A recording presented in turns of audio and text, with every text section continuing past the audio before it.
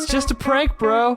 This is the Lodge Spoilers. What a day, what a day. This is spoiler.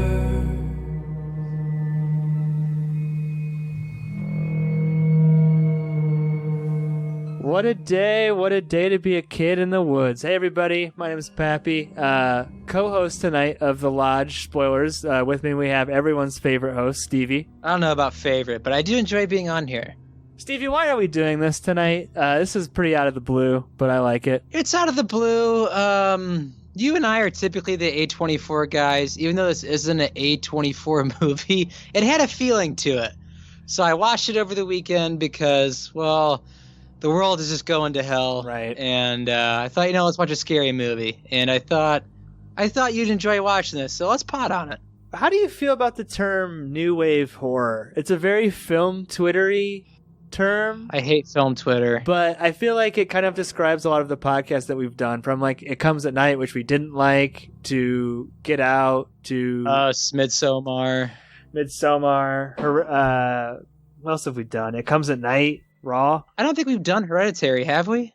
Not yet. Future spoilers pick. But like, yeah. How do you feel about that term in general? Like, do you acknowledge its existence? So it's kind of comes along with people. It's also a film Twitter. People kind of say smart horror. Do you ever see that? Like good horror, you know what I mean? Like, which is really condescending to things like Child's Play, which we loved, which isn't smart horror. Yeah, I love Child's Play. It's pretty much saying eliminate jump scares, and it's pretty much describing dread, which is what a lot of new horror does, and does it really effectively. But I don't like that term, new wave horror, smart horror, or good horror. That kind of throws me. Horror's horror. Well, like, I did a lot of thinking about this today, and I think that the trait that defines what new horror, smart horror, new wave horror, the most is, in all of the movies that we've mentioned, it's taking an aspect of, like, everyday life angst or anxiety, and then, like, blowing it up to 10,000. You know what I mean? Like, Hereditary is, like, the whole, like, stepkid thing. Get Out is, like, the subtle racism of white people. It Comes at Night is probably the best example, like, sex guilt. You know what I mean? It's, like, personifying an aspect of, like, our modern culture in horror dressing. Yeah, I'd agree with that, because, I mean, really what this movie screamed to me was, and it's very traumatic, obviously, is, I guess you could say, broken household, parent. Yeah, learning how to adapt to either stepchildren or step-parent. And also just being a really bad parent if you're a father. Well, let's get into it, because the father is none other than what is his name on that show that we like? Trevor Belmont himself. Wait, what? Richard Armitage is the dad who plays Trevor Belmont. My mind's blown right now. I know, yeah. So let's set this up for the audience. We have a dad, friend of spoilers, Richard Belmont. We have Jaden Martell, who's actually in the 4 Movie Club. Somehow he's got 2 It's and Midnight Special under his belt. My favorite. You didn't like him as much in this movie. We'll talk about that in a second. There's a daughter. But Stevie, what's like the dynamic of this family? What's the recipe for drama here? So the recipe for drama really is, you obviously have a mom and her 2 kids, and her and her husband. The mom is Alicia Silverstone, who's the most probably famous person in this movie. Yeah, was she a producer on this? It's like the whole psycho thing, and like we'll get into this more. Kind of what I'll always remember The Lodge for is how much it borrows from other horror movies, particularly like in the opening. But it's like the whole psycho thing where you have the most famous actress. She's in it. You think she's going to be this big part. She's like raising these kids. She finds out that Trevor Belmont's giving her a divorce, and then she shoots herself in the face. Which, at this point, were you on board? We'd already seen The Dollhouse, so like my mind was already going Hereditary, and you primed me there. But like, what were you thinking kind of at this part? So, Hereditary, as you know, I'm sure I've said it before on this podcast, is one of probably my favorite horror movie of all time. Especially when you start with the movie coming out of a dollhouse and how fantastic it transitions in Hereditary. And I felt like it was not necessary in this movie as far as like the dollhouse goes, you know, because they show it a lot. They do some decent transitions in it, but I wasn't a fan of the dollhouse in this movie at all. Were you? So I was trying to even think. This movie came out. It was supposed to come out in 2019. I think it like went broad in the United States, like meaning you were like able to stream it or whatever in 2020. Mm-hmm. So I mean, I'm trying to think. Hereditary was 2017, right? 18, I think. 2018. Yep. Like it's too on the nose to not be a direct homage, but I don't even know if it works out from a timing perspective. Like, so the directors Sven Fiala and Veronika Franz, they are a aunt-nephew directing duo, which I thought was kind of interesting. But like, I don't know. Do you think it was like a direct homage? Because there's clearly other ones in the movie, like The Thing and The Shining, other shots. But like, this felt like the dollhouse thing is like really troublesome to me. It was troublesome to me because, I mean, like you said, it's too close. It's too close and it's too soon, and it's too similar of a movie to be doing that kind of thing. I mean, I guess if you wanted to reference it, that's okay with me. Like maybe have a dollhouse somewhere in the corner, or just do a quick snapshot, or do just one transition as kind of like, hey, it's kind of a nod to Hereditary because we loved it so much. That's cool. But how often they went to this well was really puzzling to me. I'm sure there's been other movies that do the dollhouse before Hereditary, but I think Hereditary just perfected it. But it kind of took me out of it from the beginning, where it's like, all right, this is kind of just Hereditary light. Well, another thing too, Ari Aster is like such a good creator of like imagery and scenes that are iconic. You know what I mean? Like there are like things from Midsommar that I'll remember for the rest of my life, and to some extent too, things from Heredity that I'll remember. I saw people saying like the cinematography in this was great. I thought it was just very average. You know what I mean? Like there's no shots except for maybe the lodge, and like later we'll get to it. But like there was nothing in my mind visually that really stood out. But let's get into the plot, because I want to talk about these kids a little bit. So mom's dead. We have the two child actress, Mia, who's played by an actress named Leah, and Aiden, who's played by an actor named Jaden. We talked about him a little bit. So Leah, the actress, I thought she fucking killed it. Nailed it. I thought it was like one of the better child performances I've seen in a long time. And it's kind of sad because I thought Jaden, this is like one of the first things I've ever seen in him. Like, I didn't think he was good. I didn't think he was good. I also didn't think... it's one thing to be a bad actor. He's not a bad actor by any means. He's actually a very good actor. But I think the writing really failed him in this movie, and dialogue in certain places. He's supposed to be kind of apathetic, and I kind of feel like that probably isn't like... I mean, it's tough because you have that little girl who's like crying at the death of her mother, or like, you know, crying at the death of a dog, and is allowed to be more expressive. He has to be kind of like apathetic teen guy, which is just kind of a bummer if you're not going to ask him to do anything to have an actor of his caliber in that role. Yeah, it's not funny, but did you see the suicide coming from the mom? I feel like I should have, but it scared the bejesus out of me. I'm not going to lie. I jumped big. So, like, when they were going through the house, and the house is pristinely clean. Like, pristine, everything's organized. I mean, it just looks impeccable. I looked at my wife and I said, oh no. And this is like right when they're kind of doing this tracking shot of the pictures on the wall going into the dining room. She's like, what? And I was like, she's going to kill herself. And she's like, how'd you know? And I said, because the house is clean. Like, no one kills himself with a messy house on most cases. Like in movies. Like in most movies, if you're going to kill yourself, typically the house is clean. Pours herself a big glass of wine, has the radio on. Also, like, the father is kind of a villain in this movie when you think about it, because he's like probably, what is it? He's an investigative author, correct? Okay, yeah. So the father, he's some sort of like psychologist, cult specialist, investigative author, and I think that we're led to believe, and I don't think there's any kind of like specific evidence I can point to in the text other than kind of like a feeling, but I get the feeling that the way that the relationship that ultimately broke up his marriage, him with Grace, who's played by Elvis Presley's granddaughter, by the way. I don't know if you knew that. Riley Keough's his granddaughter? Yeah, which is really crazy. But that's insane.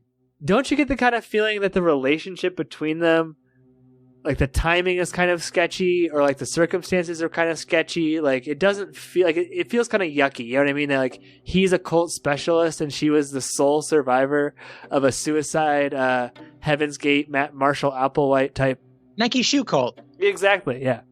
Yeah, it's really icky because I mean, I don't find this part of this. I mean, this is okay. So, what are the directors' names again? Veronika, Franz, and Severin, Severin and Veronika. Fiala. Yeah. I don't feel like this was very organic, and this is also their first American movie they've ever made. Sure. Okay. So I can forgive a few things with that. European film is far different than ours. It's not organic. It's not very realistic either because he's an investigative author or psychologist, tracks down the one sole survivor of the Nike shoe cult and interviews her and ends up having an affair with her. I feel like all of his credibility is out the window. And she's 12 when the cult commits suicide. So, like, how old do you think she's supposed to be in this movie? I said 21, 20-ish? I would say between 21 and 25. Yeah, that makes that. So, like, 8 years ago, their marriage probably fell apart for like 3-4 years. Like, probably about when their daughter Mia was being born. Maybe when all this was happening. But I don't know. What did you think about her performance in the film? I thought she was really good. She's got to like sort of stride this line of like psychosis as well. And like I will say this though, like when she was introduced and we started to like humanize her a little bit, because like you don't see her at all for like the first 20 minutes of the movie. Yeah. You see shadows of her. You see her kind of like leaving, like in the distance, like the back of her head. Like as soon as we got to know her, I turned to Tanya and I said, the kids are going to be the bad guys for sure. like 100%. Like it's just too early in the movie. It's just too much of like a misdirect. I don't know. Yeah. I loved her performance personally. The one cool thing about this movie is, I mean, it's just Riley Keough and the two kids in the house I love footing in movies. Who has the higher ground? Who has the lower ground? Who's on uneven footing? And the way this movie plays out is you never know who is on uneven footing or even footing. You know what I mean? Right. It's very up in the air of what's actually going on. I mean, you called it from a mile away, but I did think this movie did a good job, and Riley Keough did a great job of actually not making her just a mistress trying to deal with these two kids, but actually making her human. So super duper quick, if you haven't seen The Lodge, what happens is this new kind of broken family goes up to the lodge. The dad has to leave, which again, there's so many little CinemaSins things in this movie that bother me. Like, why is an author having to work not in his house right before Christmas? You know what I mean? That makes absolutely no fucking sense. Also, why would you leave your kids with somebody who's heavily medicated? Also, he used to be in the Nike shoe cult and was the sole survivor of the Nike shoe cult. And also, why would you leave the freaking house and you say, here's how the gun works, and she goes full John Wayne and hits 6 for 6 in the same spot? Yeah, that's again. I was like, so then you take the gun from her, and you're like, you've been like dishonest. That's why I'm saying this. A lot of this movie isn't very organic. How does he like the power dynamic makes no sense? Like he would know she's on medication because that's just the way that relationship would work. You know what I mean? Like he would be like, "Did you take your pill?" And she should be like, "Yeah, I took it." You know what I mean? That's how that's how that dynamic would like actually be. It makes no sense that like why would she be hiding it at this point in the relationship from him? That it doesn't make any sense. Yeah, they've been together far too long, especially like when he's considering marriage. I mean, that's in the very beginning. He brings up marriage, but I think as far as like organic storylines, I don't think the creators much cared for fleshing that out. You know what I mean? No, not at all. And another little CinemaSins thing that bothered me is like when the kids are like watching the video of the Heaven's Gate like cult stuff, and they see like the story of her. It's edited with like like little like fuzzies like in between it, like a horror movie. And like, why on earth would an academic person have like Isn't that great? a horror movie cut of this? Like, it makes absolutely no sense. But it's okay. Like you said, the dad leaves. Now it's Grace, the stepmom, quote unquote, with the kids, and probably the most interesting dynamic of the movie, which I hope is where we spend the most time, is they're not getting along. Clearly, there's a couple of like days or a day or something of this of them not getting along. They're watching The Thing at night, and Jaden Martell, our favorite spoilers kid, brings her a drink, and he's got the look of an eye of like a frat boy giving someone a drink. You know what I mean? Just like so insidious. Like, you can't even like, why is she drinking this? And then he takes the gas heater and turns it up all the way, and so it's like casting doubt in her mind, like potentially a little bit of on the nose, because she wakes up like she blacked out, like doesn't know where she's been. Also, while having horrific dreams. There's a whole Little Women heist sequence, which like isn't really that important, but she wakes up, and basically the crux of the movie are these two kids are gaslighting her into thinking that she's in like purgatory. And I don't know, like, you as an audience member, like I said, we've spent a lot of time with Grace, we spent a lot of time with the kids. Which way were you leaning once we got into this part of the movie? So, as far as what did I think was happening?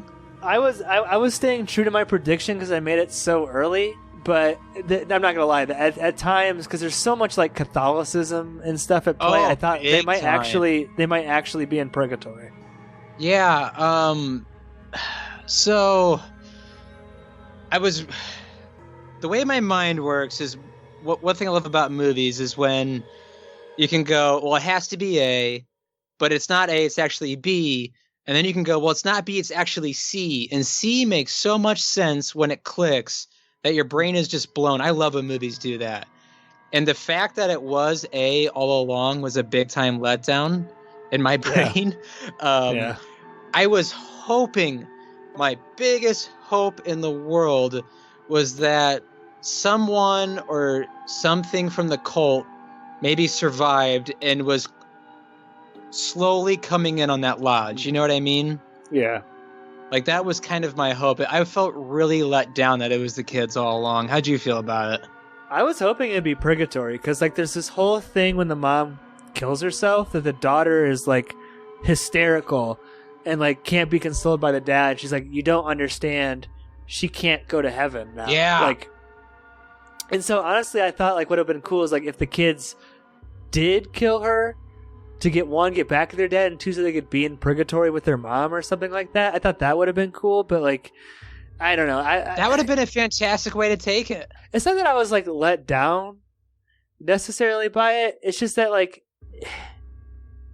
it felt like the movie didn't get there honestly, right? Like if we're gonna like have this kind of like mystery, and I think this is more of like a mystery, you know, supposed to be smart horror, new horror, quote unquote, good horror. The movie's breadcrumbs, I feel like, are a little bit all over the place. Like how did they get the newspaper obituary, Stevie? Like, how is that even possible? Drove me nuts about that too. Also, how did he hang himself? What is that? Yeah, I this kind of makes me want to watch the movie again to see if there was a back brace lying around that had a hook to it that we just didn't see. That he could have hung himself like that. It's just cheap because like you could write off everything that she's a schizophrenic or suffers from hallucinations or like severe delusions. But it's like, that's just so cheap. You know what I mean? Because then you can just like, then everything in the movie just makes logical sense because the film is saying nothing is supernatural here. You know what I mean? Everything's just straight up could happen in real life theoretically. And it's just like, it's just cheating to have a kid, like a scene where I see the kid hanging. You know what I mean? And there's nothing to like tip me off. That's a dream. I don't know. That scene kind of pissed me off when he's hanging going, we're in purgatory. You know, you already did. Yeah. Like, I didn't like that scene at all. Once you do that, I'm like, yeah, we are in purgatory. Okay, let's see where we go from here. What more can you tell me? Let it unfold after we're already in purgatory, you know?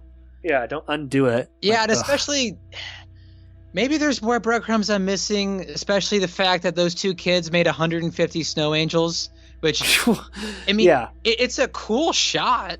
It looks great, but from a sense of like, I don't know, I think it could have serviced the movie a little bit better if there'd have been a little bit more payoff. Because there's one thing this movie struggles from, is this movie never falls on itself, ever. Yeah. It never falls on itself. You know, I'm a big fan of, you know, if this happens, sooner or later, this is going to happen. So what really bothered me is, if you're going to show the gun, and not just show her with the gun in hand, but also have her be a John Wayne 6 shot, you know, Billy the Kid shot, come back to that. If you're going to show, hey, watch out for that, you know, fishing hole, you know, you almost drowned and you fell through, you know, and she'll say, oh, I'm going to come back and fix that later. Come back to this. Fall back on yourself at some point. Do something with it. Don't just do, and then this happens, and then this happens. Do something with the upstairs attic room. Make that significant in some way. And that's what's so disappointing, and like why I'm so hard on like the hereditary dollhouse thing, which might seem like a small detail, but it's just like there's no point to it in the story other than to like have a cool thing. You know what I mean? Like it even like almost kind of falls back on itself, because like this whole time the daughter's been like secretly calling the dad, so I guess that kind of makes sense that like she's been checking in with him, right? But he like in the dollhouse like sees the kids set up in the configuration that like they're gonna trick her with. Unless that's just like a schematic of like what they were planning to do, it just has nothing to the story. You know what I mean? It's like, why go through this whole dollhouse thing to start your film with and not have any payoff? Zero. I mean, if the payoff is to, when it's so close to Hereditary, yeah, have so the dad close. go like, my God, this is happening. Like, would you know your kids that well to be like, yeah, they might murder my new girlfriend? You would think, yeah. Like, I don't know. I mean, I'm gonna be a dad here in the next year, within the year. Spoilers announcement. Spoilers Breaking news. announcement. Big news. But my whole thing is like, I don't think I'd look at my daughter's dollhouse and go, oh, she's planning to murder somebody because her dolls are configured like this. You know what I mean? Like, Yeah. it didn't land whatsoever. There's not a whole lot of payoff in this movie. And you know what, another thing that bothers me as far as like aligning of themes and like tone, like if the mom is like really this super strict, super Catholic, like careful person, she would not kill herself. You know what I mean? Because the whole existential dread of like purgatory and hell, like it should be the opposite. It should be the dad was like barely having any sex, like has an affair out of like desperation. The mom gets pissed, he kills himself, and now the kids are living with their mom who they don't like. Like that makes way more sense. Like more sense tonally, and like that's, which is disappointing too, because like that shit freaks me out. Like the idea of like being like stuck in purgatory, or like this goes back to like being really Catholic, like dying with like a cardinal sin on your soul, like just dying at an inconvenient time. It's just like so terrifying to me. Like I feel like this movie could have like really freaked me out. I'm with you, Pap. The purgatory angle is fantastic. I mean, it's so good. Even to bring back the mother. Say there's a shot at the end where it's the two kids, the mom and the stepmom, and they're in purgatory. Like that's a fantastic way to end that movie, I think. I mean, I didn't mind the ending that we got. What I do mind is how we got there. Let's talk about the ending that we did get real quick for the audience. Do you want to take us through what shakes down at the end? It ends very abruptly. It ends abruptly, and I'm not gonna lie. This part was a little eerie. It gets quite scary within the last 40 minutes of this movie because Grace is losing her mind, and Jaden Martell, who we love as an actor, he's starting to pick up on we may have gone too far. Like right. When she's having the daywalking dreams of like carrying a gun in the house. And also after the dog dies, like, and she's also saying these things, like she's starting to believe that they're in purgatory, and Jaden's like, you know, hey, we got to go get her stuff and bring it up because something is terribly amiss. And that's when the dad arrives. And can we pause there real quick? So like the reveal, I go back to like the film should have like fell on itself. You know what I mean? If you're gonna have a reveal that big, like I'm not saying do a fucking montage of clues that you laid around the way with some like big dramatic score underneath it to be like, oh, putting together the clues for the audience. But fun. Arrival it, man. Do an arrival. But you should feel cathartic. You know what I mean? You should feel like, oh, that does make sense because of X, Y, and Z. Like, it almost is like confusing in the way that it's revealed. You know what I mean? Like, it's not like this big moment. It's just like they're kind of like down in the basement shuffling and they move this wall and I get the stuff. I'm like, oh, I guess that means they were up to it the whole time? Yeah, I don't know. You know what I mean, though? Like, it should have been bigger when that moment happened. It should have been bigger. I don't know if this. I don't know the vision of these, of the directors and writers. I really don't, because to me, like you say, it's just an abrupt reveal and also an abrupt ending. There's not a whole lot of payoff with it, and that's when we get the dad, who gets back to the house and he's greeted by Grace with a gun. She shoots him. Kids try to get out of town. Giant snowstorm. Car's not going anywhere, and that's where we get the two kids with tape over their mouth, and Grace is eventually going to shoot them. I think. If it's a very, like, you know, new horror sort of setup, right? Where there's not a clear cut good guy and bad guy. There's a lot of moral ambiguity. Do you think that served the film? Like, it's a definite choice, right? Like, we spend a lot of time with both. I can kind of see where both are coming from. I guess the kids are like way bad, but they're also like kids. You know what I mean? I don't know. Would it have been better if there's like a clear cut good guy, or like the kids were just evil, or I don't more concrete morality? I mean, I would have dug more themes and, like you said, more morality. Like, it's hard for me to think that a young girl who just lost her mother and is sometimes bonding with Grace, it's hard for me to think that she wouldn't slip and say, hey, here's what's going on. You know what I mean?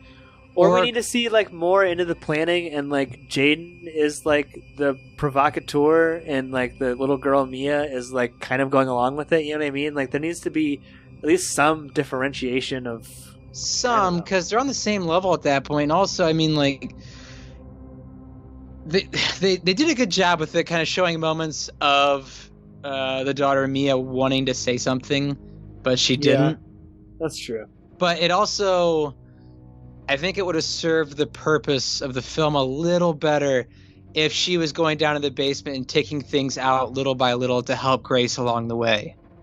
That would have been cool. You know, just, you know, if Mia hadn't went and got Grace this, Grace wouldn't have done this, and then, you know, Aiden wouldn't have reacted this way. It kind of, this movie just seems a little and then. That's the way I saw it. What about the big gross out moments? Because that's kind of another staple, right, of new horror. Like when she's kneeling on the burning log. Did that kind of like physical horror do anything for you? I thought it was creative. I thought it was like a Da Vinci Code. Like, I remember like a Da Vinci Code type thing. You know what I mean? It was definitely different. Like you said, there is an abundance of like Catholicism in this lodge. Yeah. And you can kind of almost think of like, I wouldn't call it Catholic guilt, but almost like punishing herself for her sins. Yeah, definitely. That's kind of the way I saw it. It was definitely a little eerie. I thought Ryder Keough knocked her performance out of the park. She was definitely the strongest part of this whole movie. So anytime she was on screen, she definitely commanded all the attention, which was nice. It's just so cheap that like sometimes she's actually seeing things. I don't know. Sometimes. Yeah. What did you make of that oblong house in the middle of, you know, bumfuck nowhere in this blizzard where she just went walking? The thing of it is like that house is like the only visual from this movie that I think is like noteworthy or cool. It is cool, especially because like I think you see her father in there. You see her father in there. It's got like a really unique shape to it as far as like a structure goes. It's very skinny. It reminds me of kind of like the big yellow barn in Midsommar. You know what I mean? It's by itself. It's got a it's got a presence to it, especially with like the dad living in the windows. But that's just like a hallucination. It's not really there. It doesn't really matter. You know what I mean? She just goes back to the house, and I don't know. You summed up the movie pretty well. It's a very abrupt ending.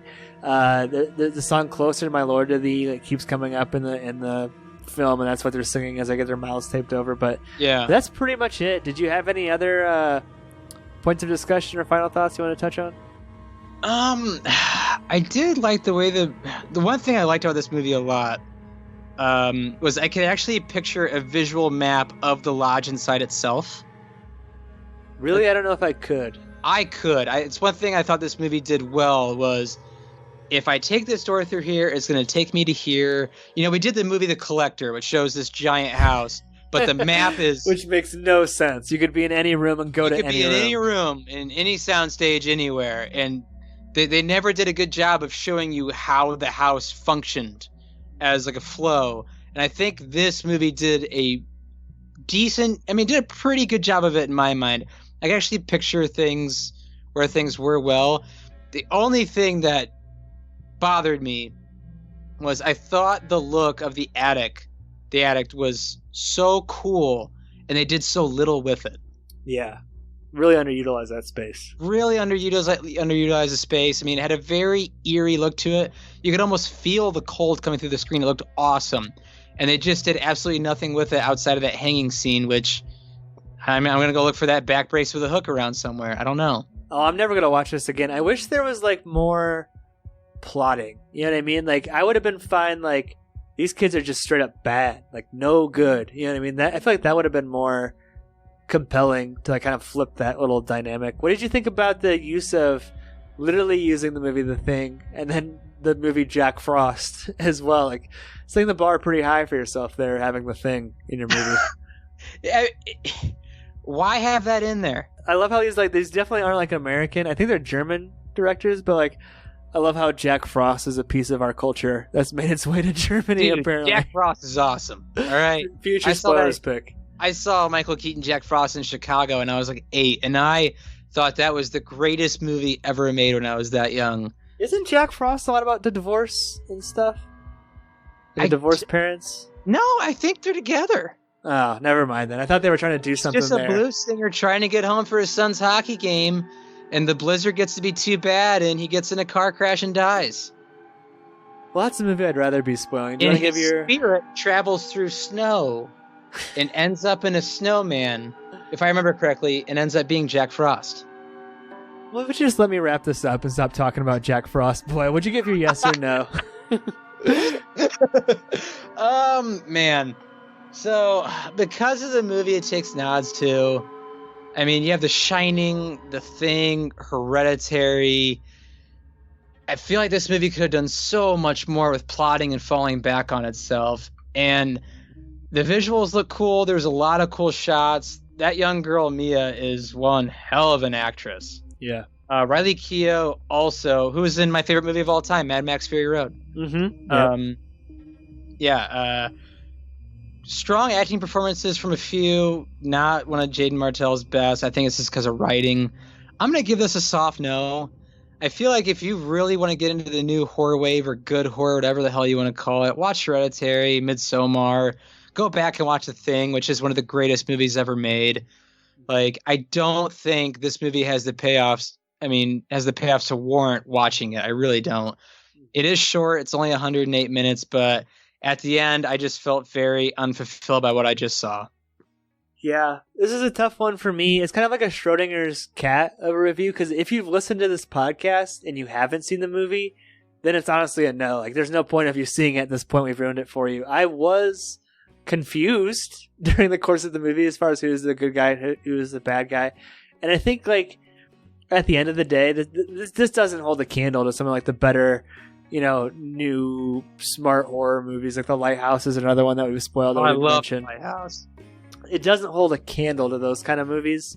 The studio is Neon, which is the same studio that made Parasite. So I do like the spirit of auteurship, and like I said, a lot of this movie just feels like too much of a tip of the hat. But it's like a very, very, very, very average movie, kind of when all of the scores balance out. And I like the average movie, so I'm going to give this the softest yes. Like, I wasn't mad that I watched it at all. I wasn't mad that you called for the podcast and that we've done the podcast. But like I said, if you've listened to this and you haven't seen it, don't waste your time. This was better than that. But Go watch Hereditary. go watch Hereditary. Go watch a better movie. Go listen to us spoil the Spider-Man movies. That's going to be the next thing that we come out with. Not just Spider-Man 1, Sam Raimi. Not just Spider-Man 2, Sam Raimi. But Spider-Man 1, 2, and 3. We're going to get into Peter Parker, emo Peter Parker dancing. So look for those to come out. Peter Parker. Jazz Peter Parker. That was Stevie, who's having a kid, just announced on the podcast. Thank you for listening. And this is Spoiler Man taking us away. That was Spoilers. Spoiler Man here. Our email is podcastspoilers@gmail.com. Twitter is @spoilers_pod. Our Instagram is podcast spoilers. It's lit.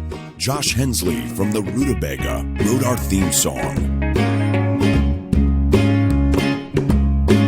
That was Spoiler. That was a great episode. That was fun. That was a good movie. It's just a good movie to talk about.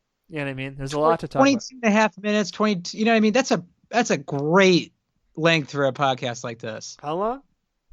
It was only 22 and a half minutes. I have 35 minutes. Are you serious? Yeah. What's the first thing you hear? Oh my god. Oh. Did we lose part of it?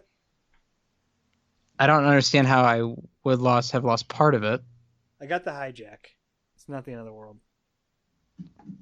You have 35 minutes? Yeah. What's the first thing you hear? Is it you laughing, kind of? Well, now I got the Wheel of Death. Hold on. Uh-oh. It's okay. We got the hijack. We got the hijack, but god damn it. You got 35 minutes? Yeah. Where would it have stopped? No idea. Is your full of space? Oh, hold on. Maybe it's adding way more that I don't know about. Could be. Because I just got the crazy Wheel of Death right now. Just let it ride. Do you want those golf clubs? Yeah. So he said it'll take 80? Let me see what the... Oh. Tanya. Do we want a popcorn maker for $250? Okay. I don't know. One of those one of those ones you get for open houses? Yeah, a big one. Yes. Okay, it says $12 shipping. That's it? Yeah. No way. You want to buy it? Yeah. Let me know how much the total is. I'll quick pay you. $96.59. I'm gonna need your address.